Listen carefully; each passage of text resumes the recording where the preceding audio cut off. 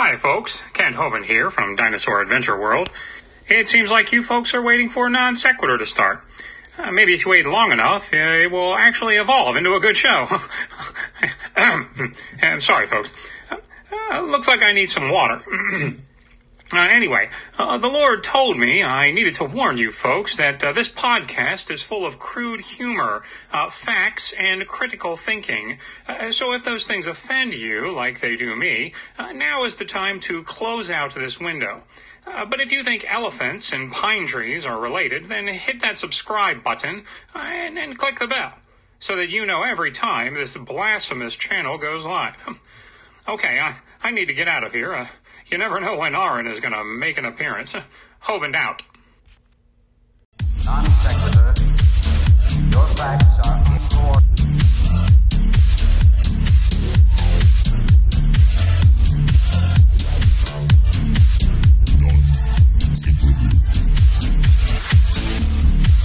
Non-sequitur. Your facts are uncoordinated.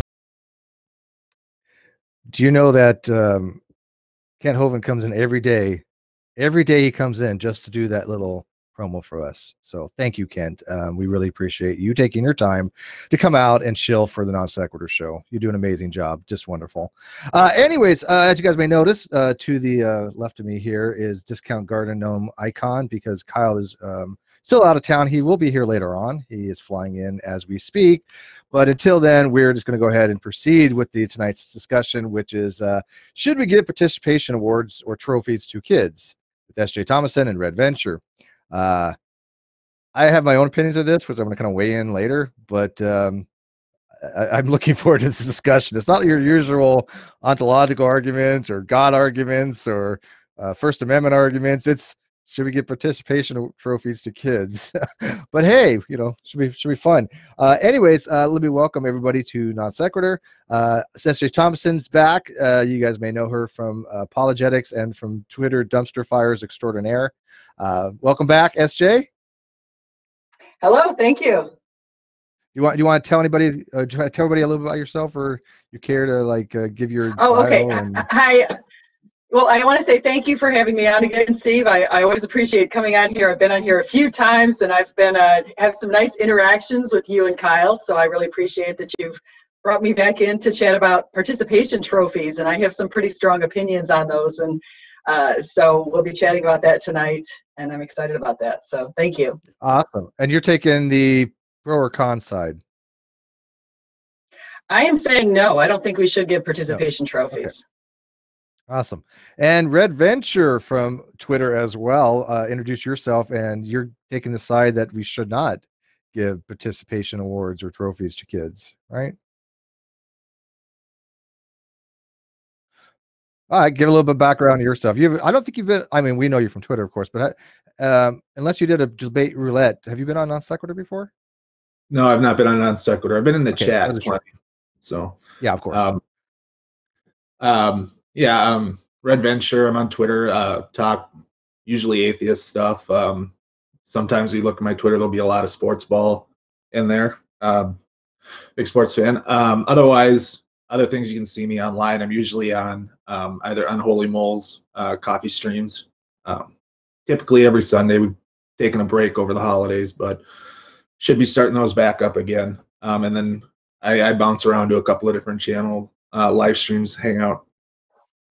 And yeah, tonight I'm going to take the pro side on it. So, all right. Well, why don't you start us off then? Why don't you tell us what you think, or why you think we should give participation awards or trophies to kids, and especially what kind of sports are we talking about here? All right. I'm assuming sports, right? Is that the argument? We're assuming sports, or just in general, like for any kind of. I can go either way. I have experience 13 years working with. Youth baseball in the town that I grew up in. So, and we gave them out. But yeah, a lot of what I want to start with is a lot of it is participation trophies. There seems to be this whole idea that it's, it's just for showing up. You show up on the last day, you get the trophy, and that seems to be what a lot of people take away from it. But participation trophies are there to recognize the time and the effort that the kids put in during the year when they're practicing, they're playing. So we ran baseball. We had a 4.5, 5 month season over the summer. And so the participation trophies at the end of the year are there to recognize all that hard work and stuff that they put in. And according to psychologists, at least, the one thing that we should be focusing on with kids is the process, the hard work, the time, the effort, and stuff in there, and not worry so much about the winner or the natural, or you're a loser if you don't get this big trophy. There's benefits. They handle adversity better when you work on and focus on the process instead of they're a winner, they're natural, stuff in there. So that's one of the big reasons that we do them. That's probably going to be the main thrust of my argument tonight.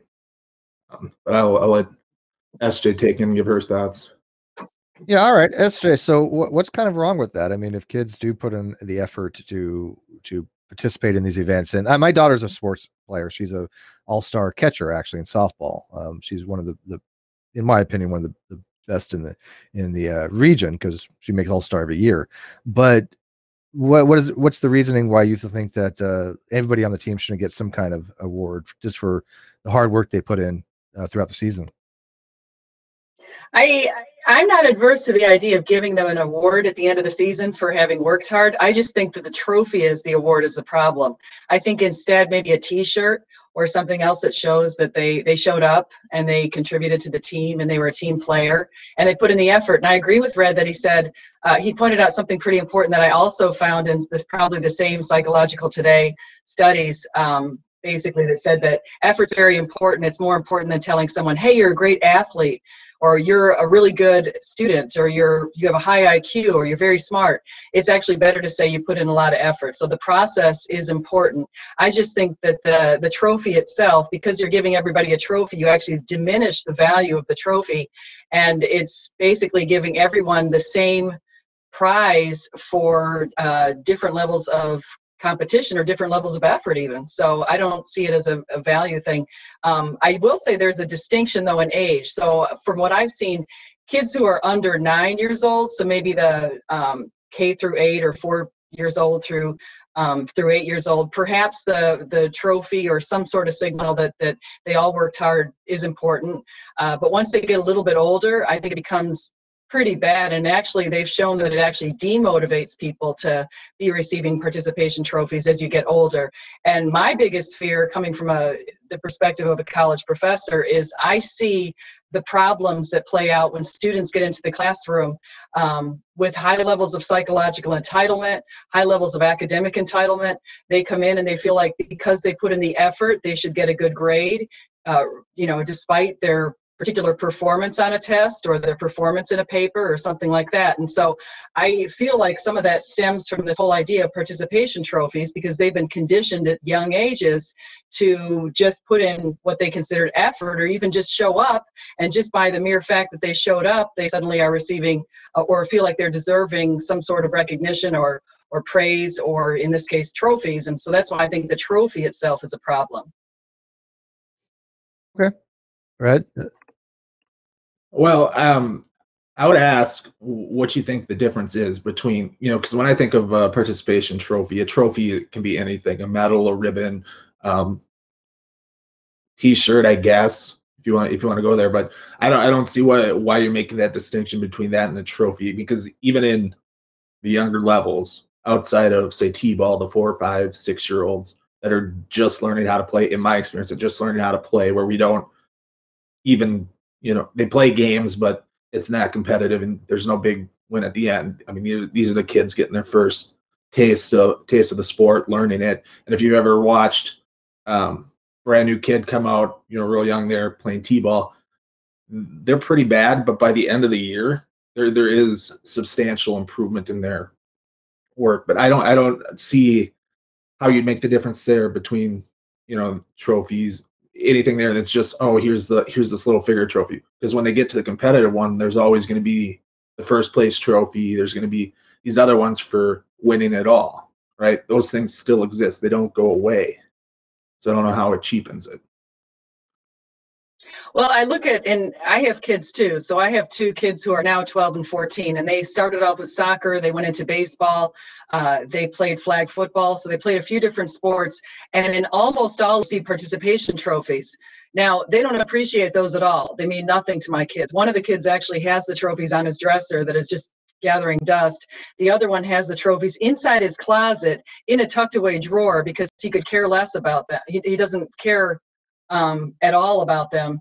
And so that's a problem, because they themselves don't really matter to the kids. And it gets to the point, I don't know if you've ever watched Simon Sinek, but he's a really good leadership person who speaks a lot in TED Talks. And Simon Sinek has gotten out there and he's talked about the way that these participation trophies actually get to the point of demotivating demotivating participants or athletes, because the athletes feel like, hey, I didn't put in much effort. Maybe I showed up, maybe I missed a few games, but I noticed that this other guy here, he put in tons of effort and somehow we're getting the same prize for it.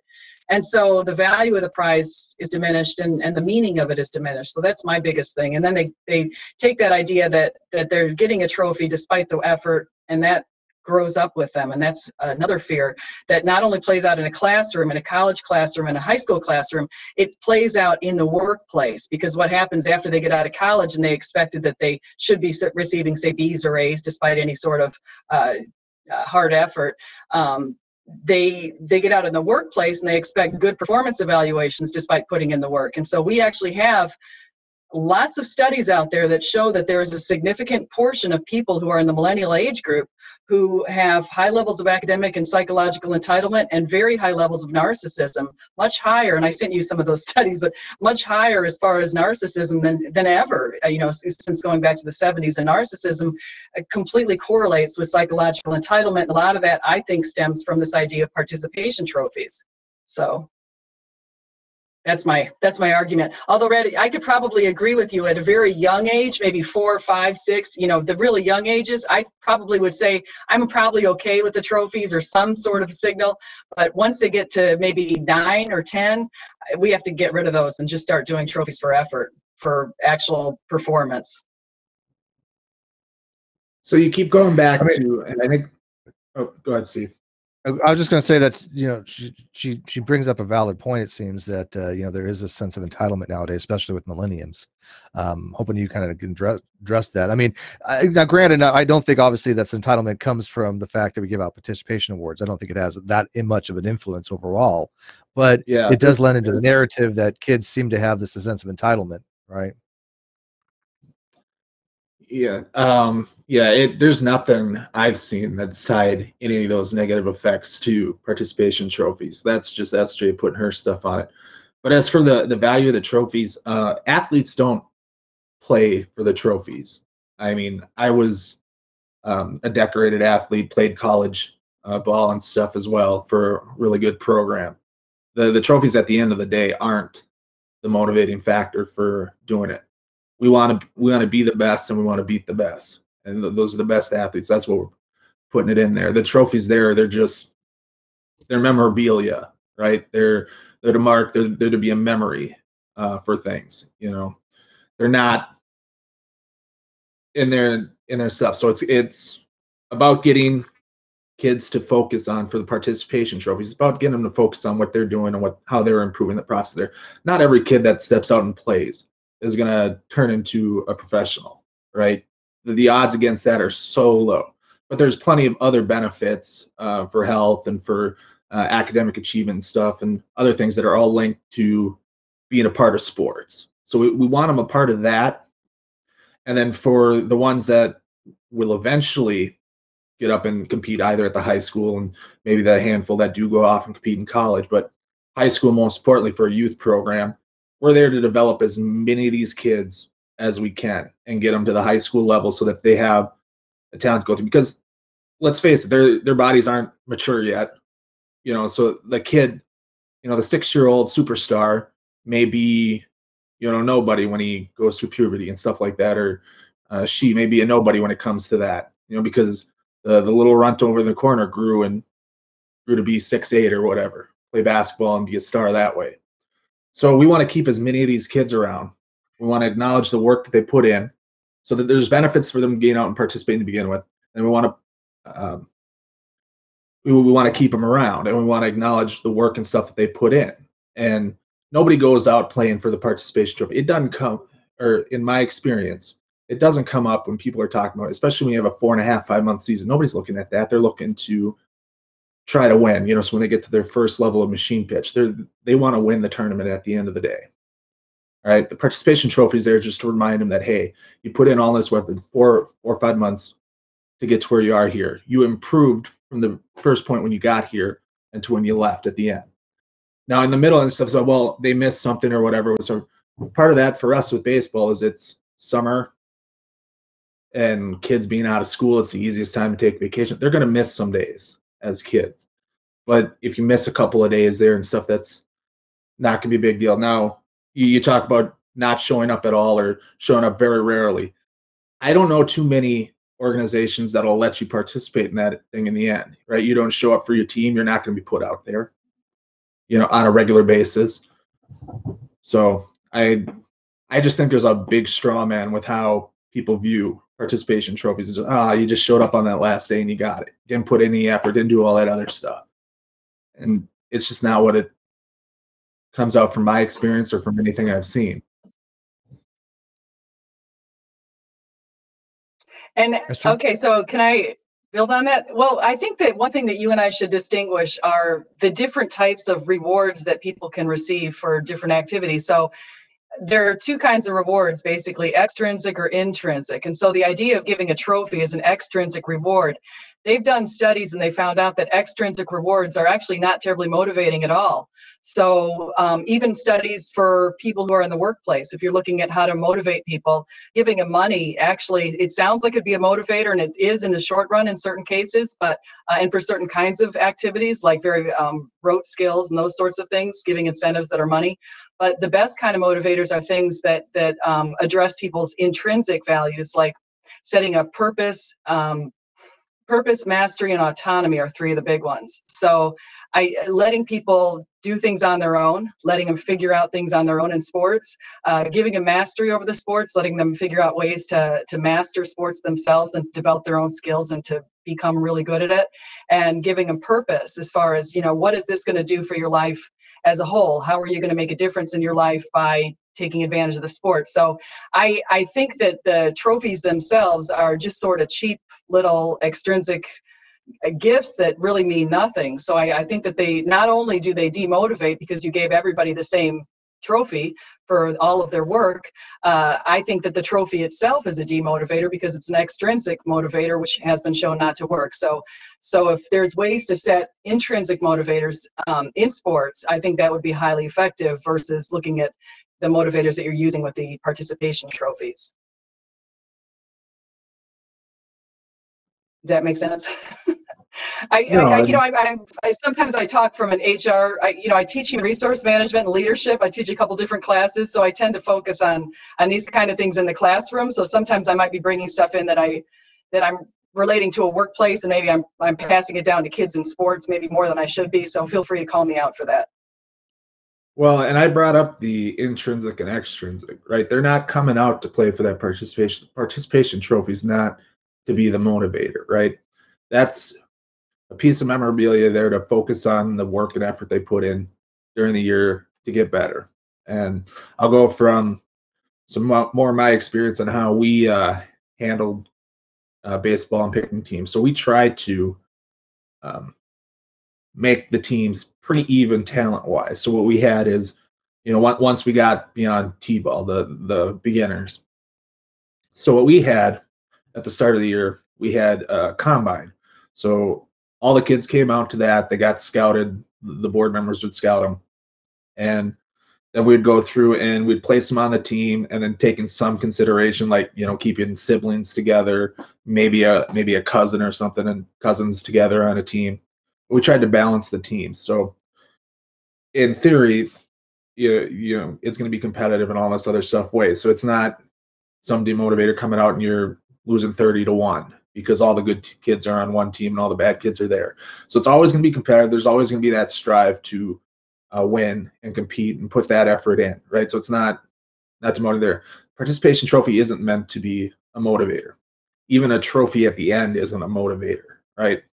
I have trophies and other things for winning things in athletics.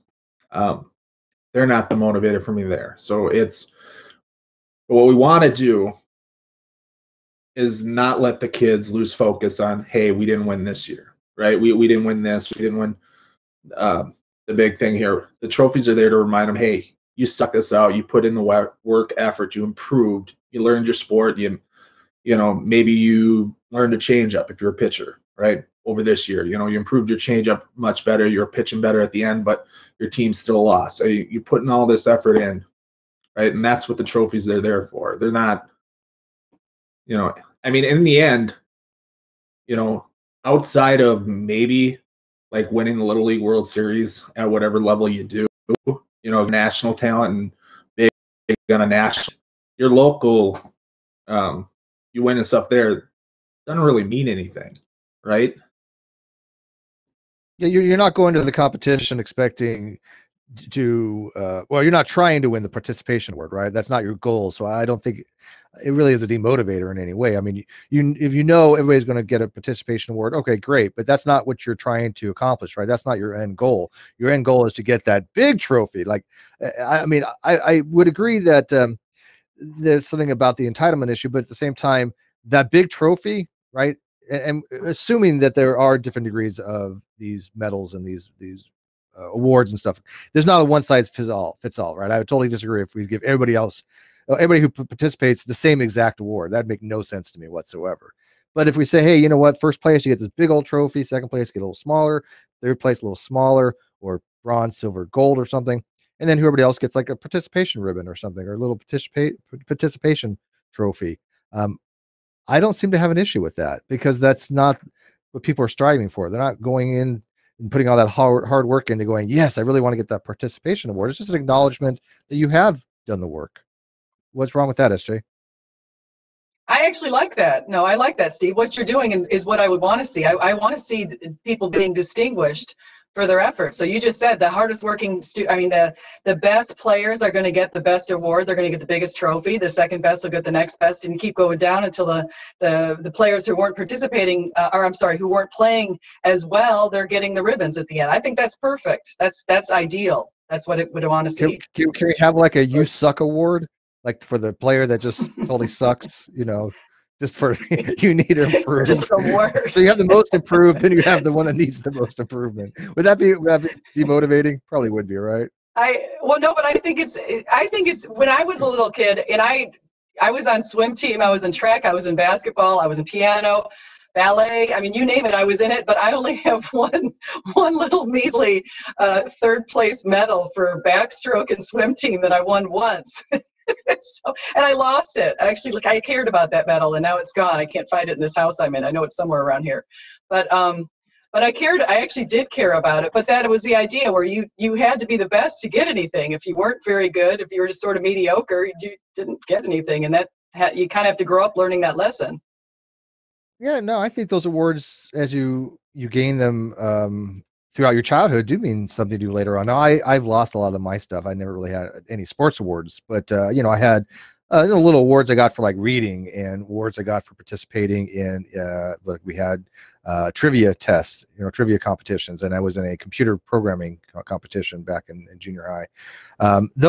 Those little awards, I had them in a book, right? I mean, there's something to remember your childhood with. So, I mean, Reg, would you be willing to have something like that kind of system, or do you want kind of a more, hey, everybody gets the same shit kind of award, and then the best players don't really stand out in that case? Well, most, if not all, I mean, I can't say all because I don't know every sports program there, but most of them do this way. There's the first place, the runner-up, or whatever trophies and stuff like that for the awards at the end, and then you have the participation awards. I mean, it's not something that's changed. And then even on the teams, the coaches that are more familiar with the individual players on there may have their own awards as well that they present for different things that they can more accurately judge instead of the association or youth sports program can as a whole. That's not with these kids every day. when they're practicing and they're playing, right? So that's kind of the distinction between um, those two levels, where the coaches can give more personal awards, and some do, some don't. Um, and we're the association, where we're not with them there. We don't know who did the most this, or however laps around or whatever. They won this race or whatever, and these little games that they'll play at practices and stuff um, to get them to go. So if it's fall pull to fall pull race, whoever wins fastest race or whatever, and you give that stuff out. That's something that the coaches would do. But on the association level, the participation trophies are the best model that we have to give them out to reward that effort and the stuff that they improved at during the year. Yeah, because I mean, I went to a pizza party for my daughter when they were giving out the awards for the All-Star, right? They had won the championship again, and even the people they're just getting kind of the more, let's say, minor awards, they were happy. I mean, these were, at the time, they were, I don't know, 11, 12-year-olds, I guess, but there seemed to be a very festive attitude, right? They were all very high spirited in the fact that they worked hard just to even get in the All-Stars, right? So they got an award for that, right? Everybody got something at least out of it. And I didn't see it to be anything to diminish the accomplishment of the winners, right? Of the people that did the best, right? The All-Stars of the All-Star team, right? The people that most improved or anything like that. Everybody got something. So I didn't see it demotivational at all. I saw it quite the opposite. I think that's good though, Steve. No, I'm fine with that. Now, my idea is, as long as you're distinguishing performance, I'm fine with that. And so the idea that, yes, they made the All-Stars, that means that they're better than people who didn't make the All-Stars. So it's perfectly fine that they got an award. I'm behind that. My problem is when everyone's getting the same award, no matter the worst team and the best team, they're all walking away with the exact same trophy. That's what I have a problem with. Yeah, so, and I can definitely see that. But I can definitely see that. Let me give you an example for my kids, because I think this is actually really funny. So for all these years, my kids were getting participation trophies for just showing up. All the teams, everyone got the exact same trophy in baseball, all different, every single year. Every year in soccer, they were getting the same trophy. So then we get to flag football, and the first year we get there and we're in flag football and the kids all get a trophy. And the second year, they're in a different league.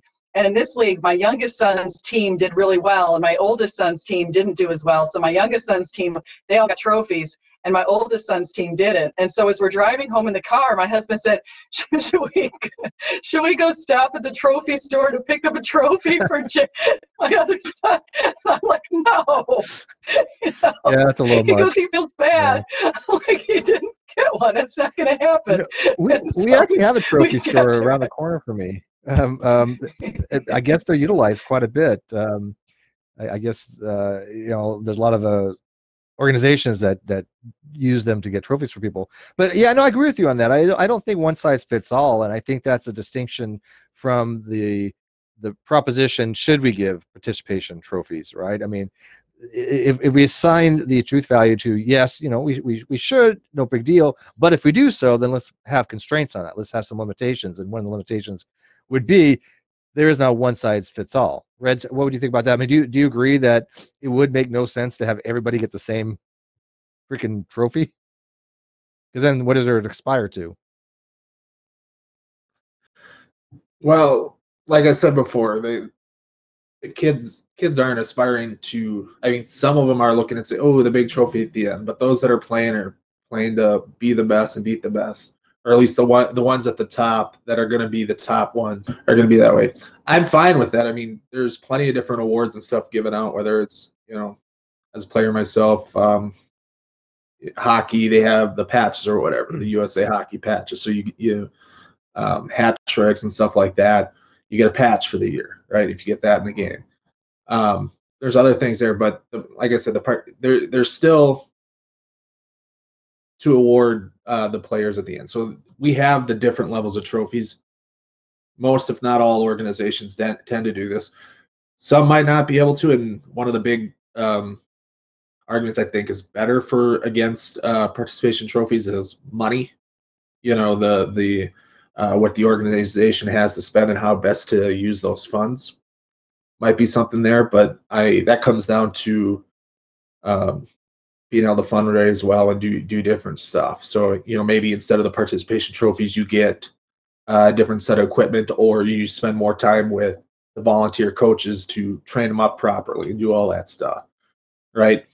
So that's I think is probably one of the best arguments against the participation trophies. But on a whole, they're still putting the work and the effort in to improve, and ultimately that's what we're rewarding with the participation trophy, right? If we could go more individual as like the association and do all the little individual stuff, that's tough to do because you're not with the kids all the time. You're not, if you're running an organization giving it out, you have, 10 different levels or whatever, 10 different games going on in a night around town that you're stopping by at one or stopping by here to cover stuff that it's not, you don't get to see them all and get to see all that little stuff. So that'd be more the coach's thing to do.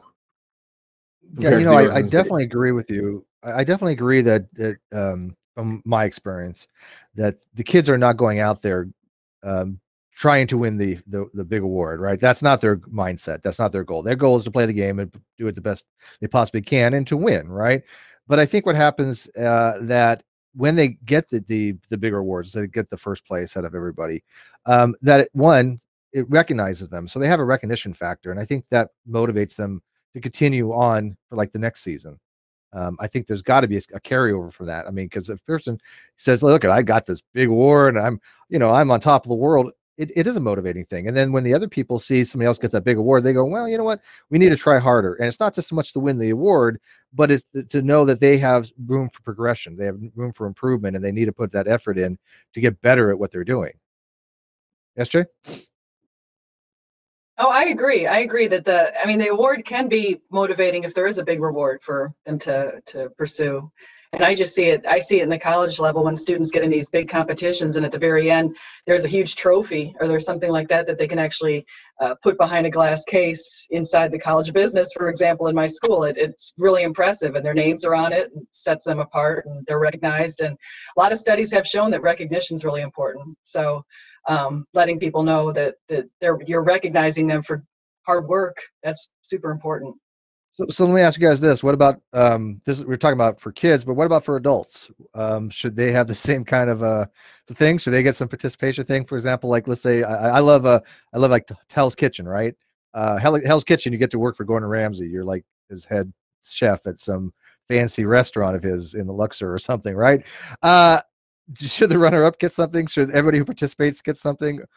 Just for adults, you're just screwed. It's either all or nothing. I think all or nothing. What does Red think?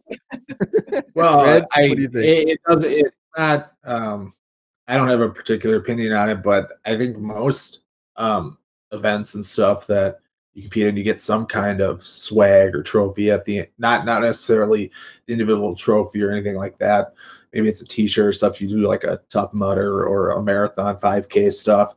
Participate in that stuff. There's usually swag and stuff given out for people that participate. So I mean, I don't think it's a big deal anyway. I don't think it harms anybody, even as adults, to get that, hey, you ran in, this marathon, or you did this or there. It's a piece of memorabilia for the things you did.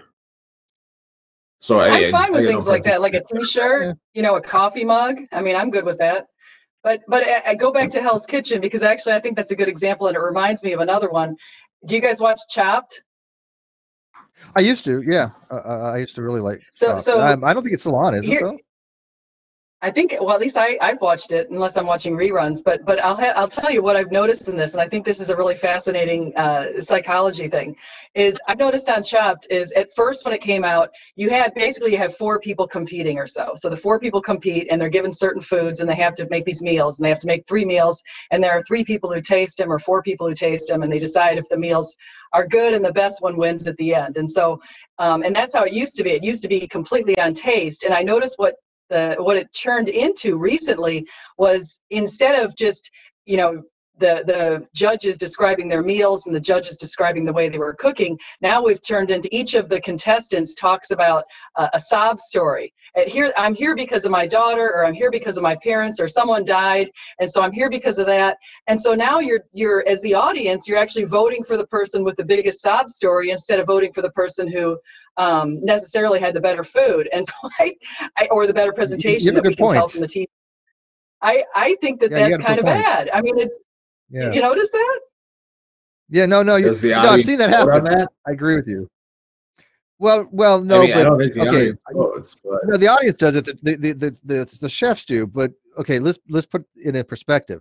Chefs probably going to really focus on the foods, right? I don't think that they're going to look at the stories so much. However, there's two things you have to take into account. One, producers do weigh in on these things, right? I mean, these things are not 100% unscripted. Yeah. Producers do have a say in certain things, and two, it does affect their biases somehow, right? I mean, if you're going to come down between two people and one person has a big sob story and the food's about equal, it's hard not to let that narrative affect your judgment on that. Now, can some judges, not have that influence? Sure, of course, but we as the viewers, we never know, right? So there's something to be said about that. I think SJ makes a really good, valid point on that.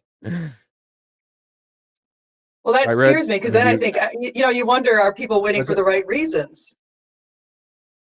Well, I mean, the same thing with even in kids in sports. I mean, we assume that these kids are getting the right award for the right thing that they've done, and it's all subjective value, right? I mean, who gives the award for the most improved? It's the coach, right? He has to, or she has to, make sure that the child has improved, and they have to weigh it upon all these other influencing factors. I mean, they might say, well, these two children have both improved, but this one kind of needs the motivation a little bit more, or it'll be more beneficial to give it to this particular child for whatever, as you said, backstory that goes along with it. So yeah, I think it's hard to kind of separate the narrative from the awards itself in many cases. And Dave, you want to weigh in this? Especially plays out in team sports. Yes, that's true. Yeah. I want to see if because I get you wouldn't see that when I talked about swim team. When I won the backstroke, it was because I actually won. I mean, I was third place, so there's no other way to say someone else was third place. I was literally third place, but but there was only three people swimming. So that's a little different than. Yeah, exactly. Did I tell that part? Yeah, you kind of neglected that part. That's the way to get. No, but I mean, I'm. Hey, I was second place. I mean, but it was a two-person race. Second of two, right? No, but I mean, I'm just saying that there's certain sports. Individual, if you're skiing and you're going down a ski slope, the first one down wins. But if it's a team sport, there is a judgment call that's much more. It's playing a bigger role. Let me ask Dave real quick. Dave, do you think there's something to the adage that the second place winner is just the first place loser? It's a bit harsh, but. I in my opinion, like, second place, it depends. Like Steve said, if there's only two people competing, second place, you lost. So, I mean, but if there's a second place out of 50, for example, like when it comes to the Super Bowl, the person who makes it to the Super Bowl and loses is still better than everybody else who didn't make it to the Super Bowl. So yeah, no, that's a good point too. Yeah, I mean, if you're running a marathon and there's like 400 people running the marathon with you, I have no idea in the world how many people participate, but I'm assuming it's several hundred people running the marathons.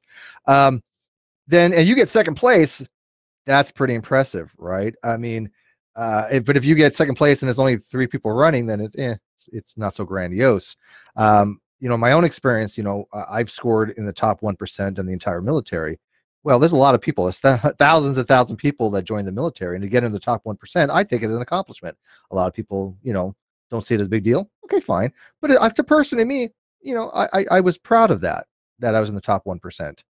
Because of the numbers, just the sheer factors that it's a huge amount of people that you're dealing with. So I think that is important when you have like a number of people participating, and they all get a participation award, but then you have that first 3 people stand out because you're saying, hey, out of all these people, you are the best out of this whole group. And I think it means a lot more when you have more people competing than just a small amount, right? Oh, I agree. What were you in the top 1% for? My ASVAB and the nuke program is considered to be the top military. Navy SEALs and nukes are considered to be the most elite. Navy SEALs as far as like physical training, obviously, but academic training, I don't think there's a top program other than the nuke program. But yeah, I scored a perfect score on my ASVAB, which would be in the top 1%. So it's not That's easy great. to do. Congratulations. I will be the first. If no one else said thank you, congratulations. My I'm sure recruiter's people only have. seen one other person that scored a top 99. Now, I've known 2 people in my life that scored a 99. I know probably a handful that scored a 98, but anything above 90 is considered exceptional. You only need to be like, I think at 25 to even get in. Yeah, it's the I think but 40 the to be a participation sonar tech. participation trophy on the ASVAB is if they let you serve your country. That's a participation. Yeah, pretty trophy. much. Exactly. They'd say, you know what? We'll take you. What the hell? I mean, if you flunk the ASVAB, Yeah. oh my goodness. It's That's not pretty bad. That's like flat Earth level. It's hard to flunk. You have to literally try to flunk it. I would have not been able to flunk it. I was hungover the day I took the ASVAB. I am not fronting. I went to a house party the day before, and I didn't even know we were taking it. They just said, "Hey, you guys want to get out of class and take this test?" And we're like, whatever. I didn't know what I was doing. Ended up taking it, acing it, and then I had every recruiter calling me: Marines, Air Force, Navy. Yeah. Well, I actually was looking to join the military at the time, so I went and took it at the recruiter's office, and he's just like, you could pretty much do whatever you want in the military, as far as enlisted jobs goes. Here's a book, look it over. You'll notice that the Army tends to have better descriptions for their positions. I think he was trying to blow smoke up my ass because none of the descriptions do any of those positions justice in that little book they have for all the vocations you can do. Like unless you really know what that job entails, you don't. No. The MOS descriptions in the Army or even in the Navy had if I looked at what the Navy's description was for like what I did in the Navy and what what I actually did, not even overlap. Yeah, not close. Yeah, seriously.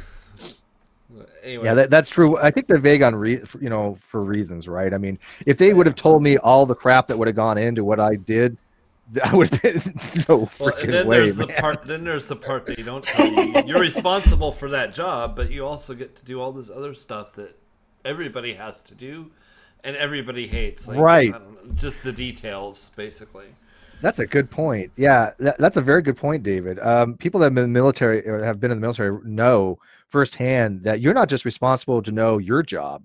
You're responsible to know the basics of pretty much everybody else's job that's around you, right? So even if you're an electrician, you have to know water chemistry. You have to know mechanical theory a little bit. And if you're a mechanic, you've got to learn a little electrical theory, and you got to learn it's still the water chemistry, and you've got to learn reactor operations. Even the reactor operators, they had to learn the basics of mechanical theory, electrical theory. So everybody has this cross training, and they don't tell you that going in. So they say, okay, this is what you're going to be learning about. I was a medic. I didn't realize I was going to spend my nights as a medic in the motor pool busting track on tracked vehicles. Yeah. I didn't know it was going to be a thing when I became a medic. Okay. Yeah, exactly. It's like, oh, that's your rate. Oh, wonderful. Here, we need you to go do something else. Okay. How long were you guys We got a little serving? sidetracked there, but this is fun. I did 6 years. No, that's good. How long were you serving though? 6 years? I did 6 years. 6 years with 3 Westpacks over in the Gulf during the war. And I was actually supposed to do 4, but I got out on a medical. So yeah, I got hurt. Oh, that's good. Yes. Hard to believe that I was military. I don't know. People still are like, Steve was military? Yeah. I think that's why you're growing your hair out. I think you're rebelling. Oh, it is. Well, I mean, I've been out for 30 years, but I never was able to let my hair grow long because I was always retail, right? And that phase where your hair is just like at a crappy length. It's not long, it's not short, and I knew that would happen, so I never let my hair grow out. I always had it, trimmed for looking professional. And since I moved, I was like, well, you know what? I really don't have to have that look any longer, so let's go for something else. But He's got the other thing in the California military, look. yeah, I was telling a friend of mine on Twitter, I You should want to put dye my it, hair what you need blonde. now is a man bun. No, I'm not going Jimmy You need route. a man No bun. offense, Mr. Atheist, but man bun, no. But I do want to dye my hair. I told Kyle I was going to dye it blonde, and he's like, no, gray doesn't take for blonde. But then I had a haircut stylist say, no, you can dye it blonde. But I was like, how would I look blonde? I kind of look, the You can do California it blonde. look, right? I'll I send think you so. the exact color you need to get. I dyed my mom's hair blonde, and she's got gray hair. So I gave her the exact right color, and we can set it up for your hair too. Not bleach, right? But semi-permanent dye. No, it's L'Oreal. It's over in the store. You can L'Oreal, find yeah. it at a grocery store. Yeah, I'll that's set what you I was up. thinking about. You need I the did a poll on Twitter 9.5 one time. golden blonde. 9.5. Yeah, Golden blonde is what I was golden looking at too. I did a poll on Twitter one time. Should I dye my hair? And overwhelmingly, people said no. But this is when I listen to you people, right? Yeah. Now, Somebody if you says dyed Steve your hair, wasn't in would the you dye military. He your was in the beard Navy. too? Would you dye your Yeah, I would beard have to dye too? this as well. Yeah, I'd go full throttle. Yeah, definitely. But we like the Kill Bill look there for the train. But I was gonna say some of the other things you do in the military, like for example, I was pouring asphalt, right? We were laying down asphalt to make a roadway. I was a nuke. before we you get to your school, or this was actually I think in between schools, they have you do whatever. And I was literally doing road work. We were doing demolition on the barracks when I was in basic training, like old barracks at Fort See, Leonard Wood. I like that when they have demolition? job descriptions, they have, okay, your task, all other duties as assigned. So basically that's where Yeah, exactly. 90% of your work is all other duties as assigned. That's the catch. But isn't that with any job, right? Any job you go into, they always have this little asterisk. And you're in HR, so you know this for a fact. They have an asterisk or something that says, "Oh, additional duties may be included," or something along those lines. Yeah. Which Yeah, could mean and they forgot anything, to mention, right? it involves cleaning the toilets and taking care of the bathroom. Definitely. But anyways, Hey, let I me know ask we you had a this. When little you were in the slide military, there. Yeah. when both of you were in the military, do you remember if you used stacked performance appraisals or force distribution? Basically means like you have to have a certain percentage of people in, say, an A category, Yeah, a certain percentage in a B. There is something to that. When you're doing what's called evals, there is a weighted system such that you can't give everybody 4.0s, right? Well, and so somebody has to be the shit. Now I had 4.0 evals my entire time, except at one, maybe twice I got 3.8, but I never had lower than a 3.8, which I don't know how, to be honest with you. My senior chief hated my guts, and I hated him. One thing that happened, I was just an asshole. One thing that I noticed too, like the curve is actually, I use different curves that's very job specific. So like promotion works that way too. Like if your job has a certain number of slots for that position, it's easier to get promotion if they're empty than when they're full. And there has to be an open billet for it. But right. But yeah, I was really surprised that I had the evals I did, because I'm not really military minded. But I'm not going to complain about it. But anyways, you want to get back on topic a little bit. I know this was a huge aside, but sometimes we do that. That's why we're on the NonSequitur show, right? It changes topic. I do have to read the super chat from last night. It does not follow, exactly. Honestly, it's not a huge topic, and it seems like we all have a kumbaya moment where we all kind of agree here. But I do have to read the super chats from last night and tonight. But let's get some maybe questions from the audience real quick. I want them to kind of weigh in on this. I don't know where they stand. It seems a lot of them are split. Some of them seem to agree with you. Some of them seem to agree with Red. But I think that we all kind of agree that if there's a system where these kids get a participation award that's just not as significant as the main trophies, no, not a real big deal, right? I don't think that lends to the entitlement factor that SJ was talking about, which is something to be concerned about. I do think there are a lot of kids that have entitlement, and I hate to say it, but millennials, what the hell are you guys doing? I mean, the sense of entitlement they have is just off the charts. Do you guys have anything to say on that, on millennials and entitlement? Because that does relate to this whole participation of trophy awards. Have you seen it in your experience as an academic, SJ? Yes. Yes, I have. And actually, I have to say, though, I think some millennials get a bad name because there are definitely a portion of millennials that get the accusation of being entitled. And there's lots and lots of articles about them. And I think that there are some who don't deserve that. And unfortunately, they're being put into the bowl with all of the rest of the ones who do deserve it. But it is a problem. And the bigger one is academic entitlement. So we have psychological entitlement, academic entitlement. Academic meaning that people feel like they deserve better grades than they truly earned. So that was the problem. Oh, I definitely can see that, right? I mean, people thinking that they performed way better than they performed, or they don't want to listen to the instructor. And when the instructor says, "Hey, look at, you didn't do very, very well in this essay or this research paper," something like that, and they think for some reason that they have to be passed or they have a good grade. Now, I believe I did earn my grades. I did work hard in college. I had a 4.0. I was on Dean's List, except for the last semester where I failed everything basically because I just quit halfway through. I mean, I withdrew and I was done. I didn't finish my degree because I was working my ass off. There was other things that just stopped going completely. Went up to really well, but you can have that purged, I guess. But yeah, it was one of those things where I was so bored at SJ. I took accounting 2, and I wanted to end my life. It was that boring. Intro to accounting was fine, basic knowledge. Accounting 1, okay, this is kind of whatever. But accounting 2 was the most boring topic I've ever had in my entire life. So wow, yeah, I actually liked accounting. I liked cost accounting. That was one of my favorites. No, as weird as that is, but I didn't go into it. I knew I couldn't teach it because it isn't fun enough to teach. There isn't a fun factor in accounting. It's not exciting. But what I can say to piggyback on what you said is you do. Right. But what I want to piggyback on what you said as far as a lot of students will come in my office or they'll come up to teachers just in general and they'll say, you gave me a C and I need a B. I'm like, well, you earned a C. I need a B to get into my scholarship or for my, to keep my GPA up or to go off and to get a job or whatever the reason is they need a B. And they'll come in my office and say, I gave them a C. And I'm like, no, you earned the C and grades aren't for sale, or grades aren't negotiated. This is a non-negotiable deal. You earned the C and that's your grade and, carry on.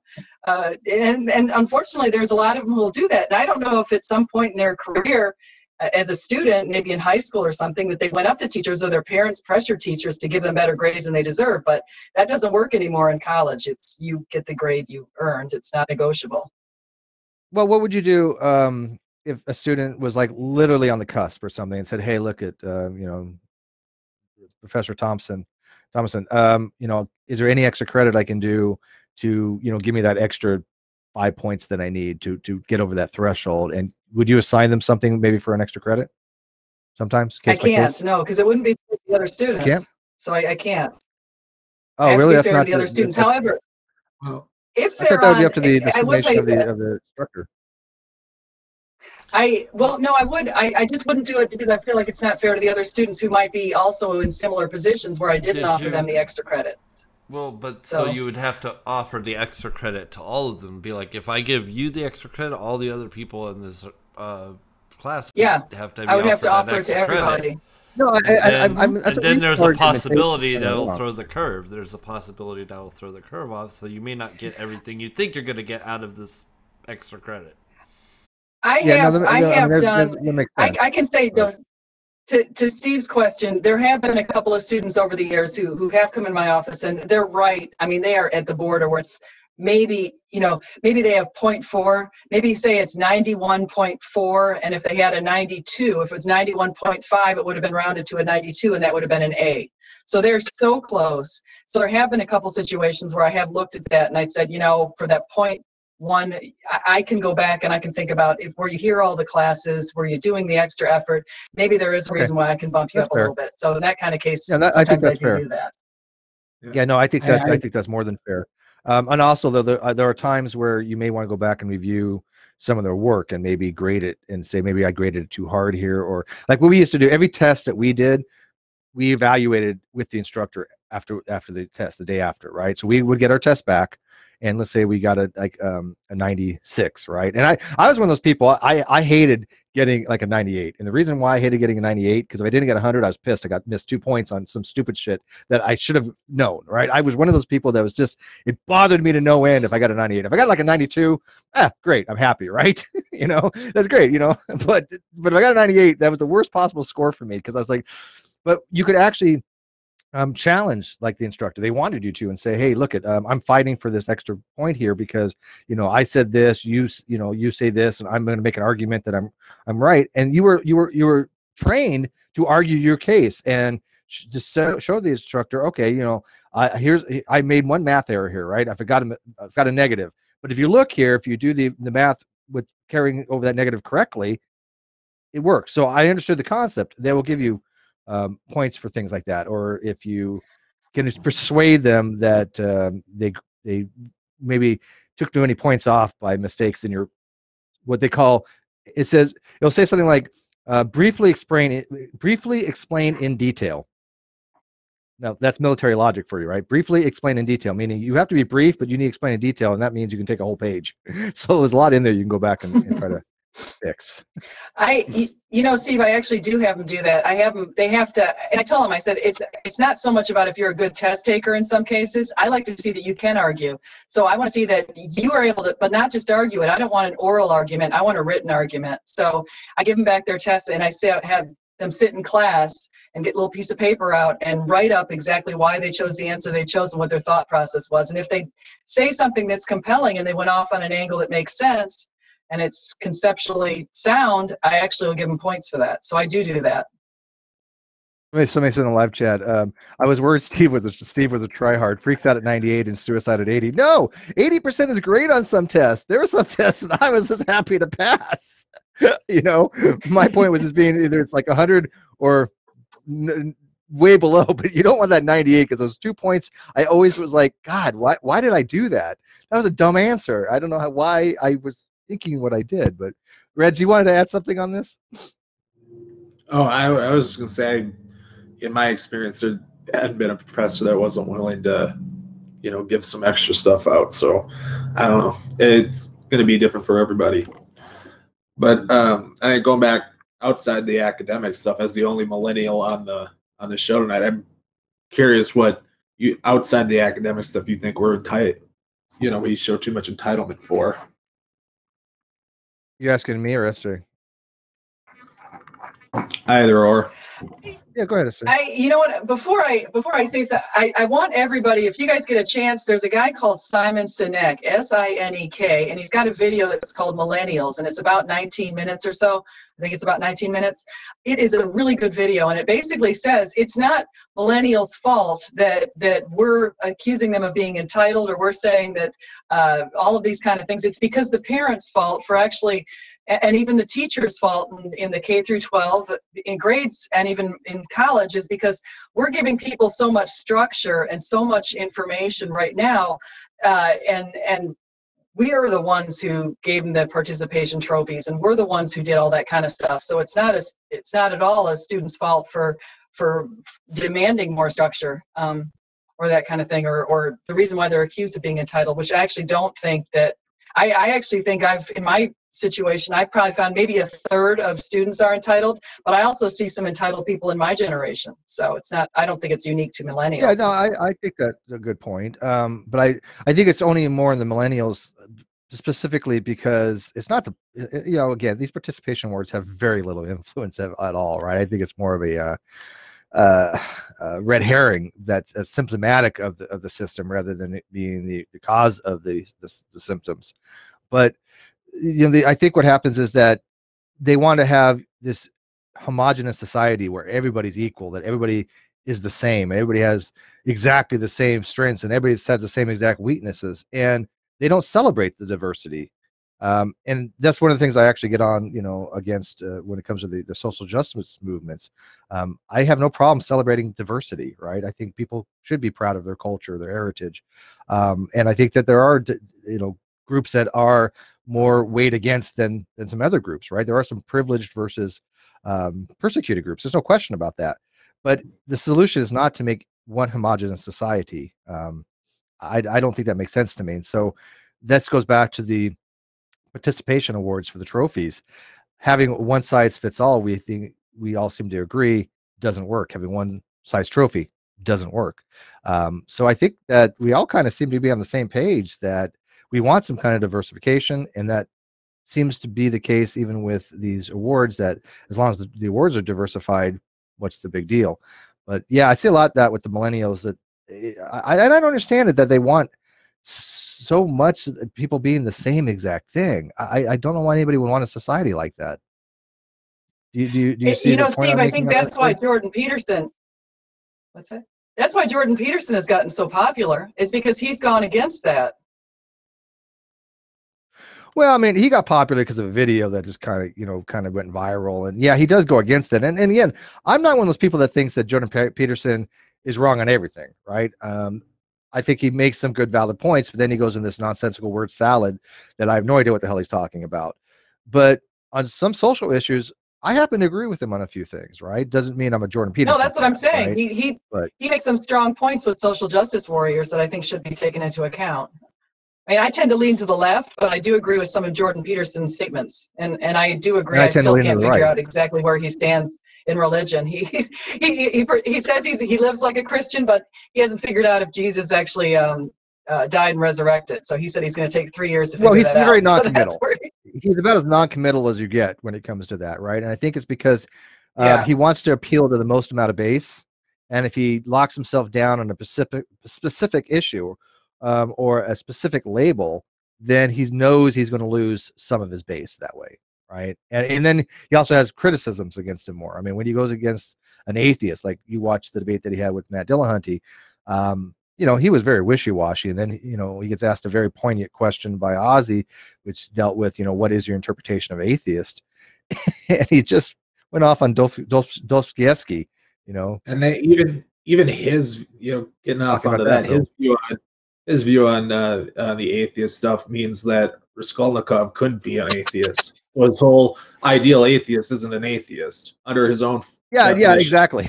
Yeah, it So wasn't that he was an right. atheist. He could have been because he regretted committing the crime, and he had his own moral thing because he had guilt. But his on belief system is basically, what, I can do what I want kind of thing. I guess. I mean, I didn't read the book. I'm only paraphrasing, but I know the Well, I mean, story. I guess he killed it's an old woman it's and an then regrets argument it. against nihilism and the Ubermensch. So through the whole story, he gets in the way of because he thinks he's the Ubermensch. He prevents his sister from marrying out of poverty. He does things and stuff there. But all that stuff, the view that he's the Ubermensch and that stuff under what Peterson puts forward as God is God. It's like Raskolnikov's not an atheist in that book, according to Peterson's, when he's using the Durkheimian model of religion. Yeah, but then he's kind of just coming up with his own stipulative understanding of what makes somebody an atheist. Then Yeah, well, Yeah. he's Now, basically I about haven't seen. morality. stuff. I'm going to need know, to see Yeah. that video. Where can I find the video where Ozzy asked him a question? That's the Matt Dillahunty, you said? Yeah, it's on I think Matt has it on his page. If not, I can send you a copy versus on Twitter later on. I know Matt had it as a Patreon at one time, but then I think he released it as open, public. So, and it's worth watching. It's a very good discussion. Yeah, I was kind of looking at the dates for the Generation X. People are asking in the live chat, if they're Generation X, Y, Millennial, Millennial, Baby I think, Boomer. is 84 to 2000. I think is generally. I may be off a couple of years in between there, and so X is right up to it. But they did a thing on the sub generation, so the end of Generation X and the beginning of Generation Y, or the Millennials. They call the Zennials now. They Yeah, kind of made a sub generation between the two. Yeah, I have it here. So let's see here. So if you guys want to know in the live chat here, baby boomers were born between 1944 and 1964. Okay. I was not a baby boomer. Generation X was between 1965 and 1979. Currently between 39 and 53. That would be Generation X, and I knew that.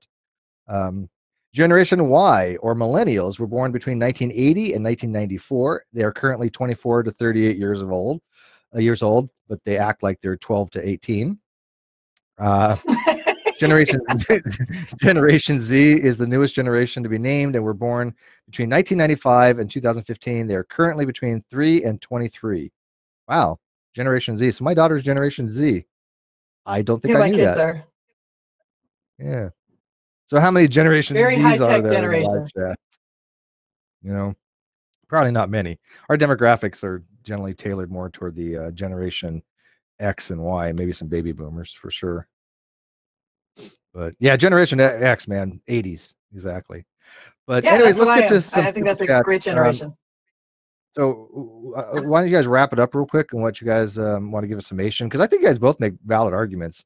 But like I said, I'm not against the idea of participation awards. It's just it has to be implemented in a proper manner, so you don't have that entitlement factor. But SJ, you wanna go first and wrap it up, and then we'll have Okay, Red. yeah, no, I think Red and I came to a lot of agreements as far as we want to make sure that people are motivated. We value sports. I mean, I actually think sports are excellent as far as developing people's skills and their teamwork and their confidence and their interactions with coaches and the ability to recognize leadership and good leadership and that kind of thing. So I think all of that stuff has a lot of value. So whatever we can do to get kids to participate in sports, we should do. I just don't think giving everyone the same trophy is something that makes sense. I think it's a good idea to distinguish performance, at least starting from age 9 and up. I think we should distinguish performance. And I also think that it's not a bad idea to give them something for participating. I just don't think it could be a trophy. Like you could give everyone who shows up to the, or everyone who's on the football team, for example, maybe they should all get a coffee mug or something with a picture of the team on it or something like that, or a t-shirt. I don't think the actual trophy is something that they need. The trophy itself, just the word trophy, kind of sends some signal to me that could lead to entitlement down the road. So that's basically where I stand. I'm okay with that actually. Red, what about you? Yeah. Well, I think in this discussion, it's kind of a very narrow definition of trophy that she's using and treating that stuff here. But in the end, the participation trophies or most, if not all, organizations are there to um, are rewarded for the time and the effort and the that they put forward throughout the year, right?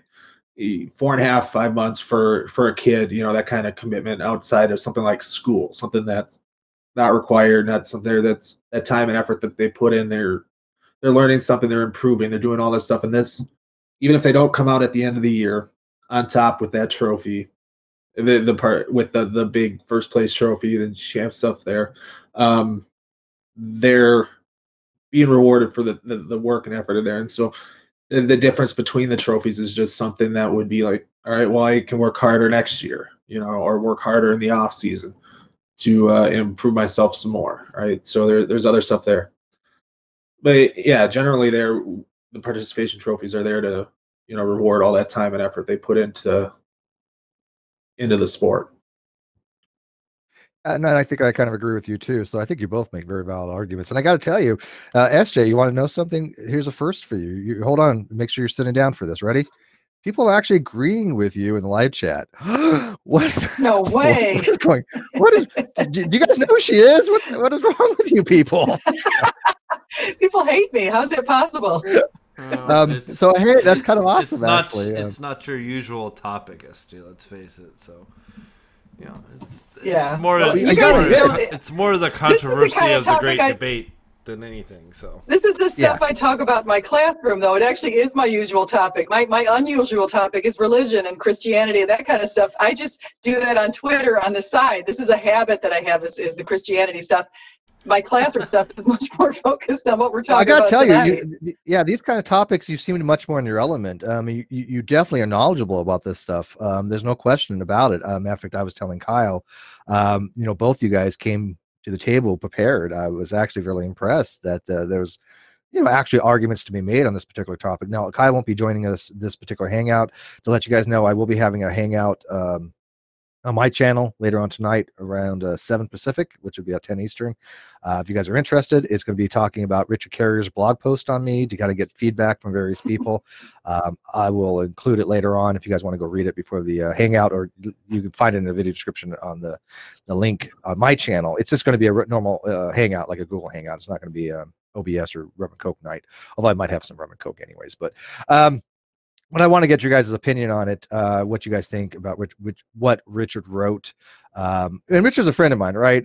And he starts off in the blog agreeing with me on my arguments and then just totally takes a dump on me. So if you guys want to weigh in on that, that's great. You know, Steve, I have to point out something. You kind of, I might, but I wanted to say something. It's very funny how there's a very famous group of atheists, and somehow between him and Matt Dillahunty, somehow you've gotten on their bad side sometimes.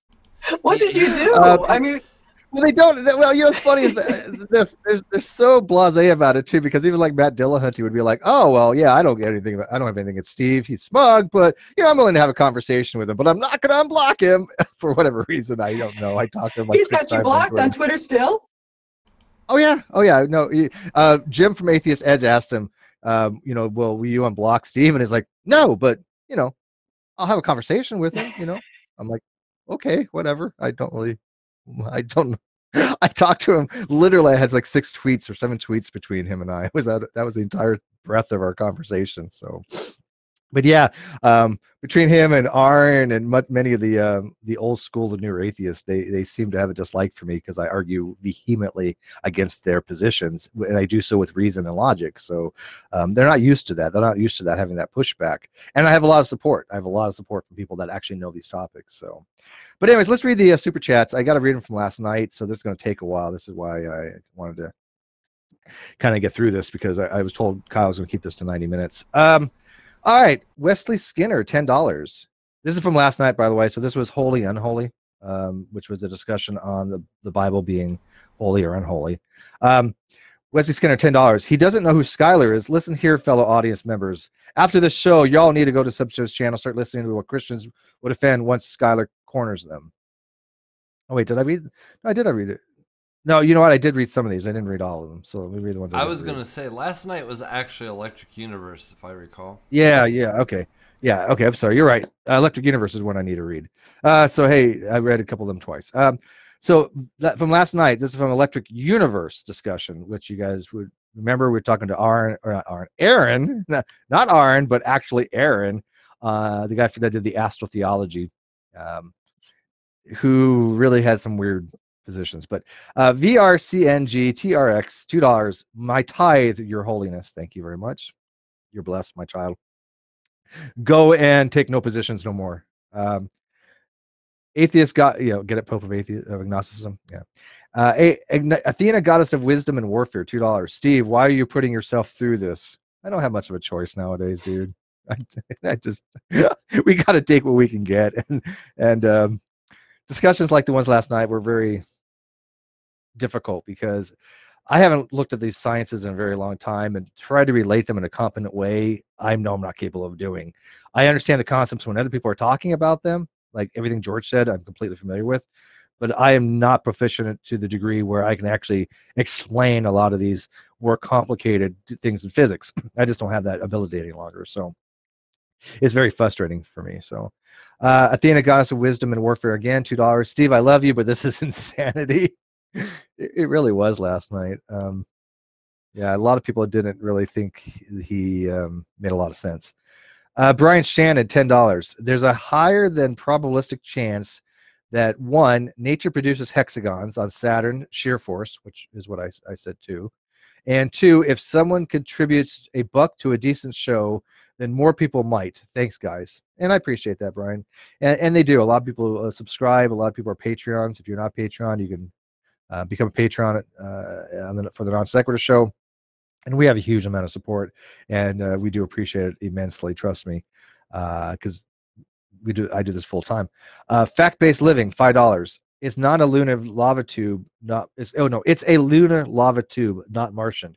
Do an image search on the center of the image, and fact-based living was correct. I did validate that. The image last night that he showed, claiming that it was a Martian tube, he claimed it was a Martian crevice that was produced by arcage, right, by electrical discharge, carving it out. It was actually on the moon. Now that doesn't really change his argument. He still believes that it was electrical arc, but on the moon, I guess. So And once again, VRCNG TRX, $2. Here's a participation super chat, and that was from this hangout. Let me see if there's any others. And thank you for that, VRCNG. And I also I think have it's to all- mention Andrew Kroll in the live chat actually just donated $100 to my relief fund, even though it's not as urgent right now, but every little bit does help, and I'm still Yes, pretty thank you for that. strapped. Thank you very much. Yeah, thank you, Dave. Dave is integral to us, and not just that, he's a very good friend of mine. He was people may know, in a difficult situation. A lot of friends helped him get out of that, and he still could use the assistance. So yes, definitely. I mean, Dave definitely knows that we'll do anything to help him out. We've got his back, definitely. So with that, any other closing words? I'm going to be having my hangout again at 7 o'clock Pacific. I'm going to be setting it up now. Anybody can join. But I would ask that two things. One, if you join, try to at least have some understanding of the knowledge. I'm not there to explain it to really people tonight. I mean, I'll go into it, but I really rather have people that can analyze what he's saying, especially if you know Bayesian theory, because he goes deep into Bayesian theory. Now, I already had a few people address it. The PhD that I'd had look at his Bayesian said that he was cherry picking and inappropriately using or misappropriating using Bayesian theory in this particular case and shifting the burden of proof. So, but I wanted your guys' opinion on it as well. So anyways, let's wrap this up. Thank you guys for joining us tonight. Kyle will be back tomorrow. And tomorrow we have, just to let you guys know, as I look at the schedule, should the United States maintain a military, economic, and political presence in the Middle East, or scale it down its involvement and leave regional affairs to the Middle Eastern countries? Boy, how are you going to fit all that into a title? I don't know. So That's a safe we're gonna have to find out topic. tomorrow. Yeah, what could go really wrong safe on that one, topic. What David? could possibly go Yeah, wrong? politics and Middle East. Yeah, that's not going to get Are you going to have demonetized. people in very diverse opinions there? Honestly, I got to tell you, I did not set this one up. This had to be 100% through Kyle, so I do not know what the topic is going to be. Kyle and I set things up, and then we kind of put them on one big schedule. So he'll get guests, I'll get guests, and then we kind of coordinate, and then we throw them together so we don't overlap. This was something that he did, so I'm not even familiar with the who's going to be on the show tomorrow, to be honest with you. People are looking forward to that one, so we'll make sure it's not too big of a dumpster fire. But I got to tell you, just by that title, it sounds like it's going to be a dumpster fire. So stay tuned for tomorrow. And with that, good night. Non sequitur. Your facts are uncoordinated.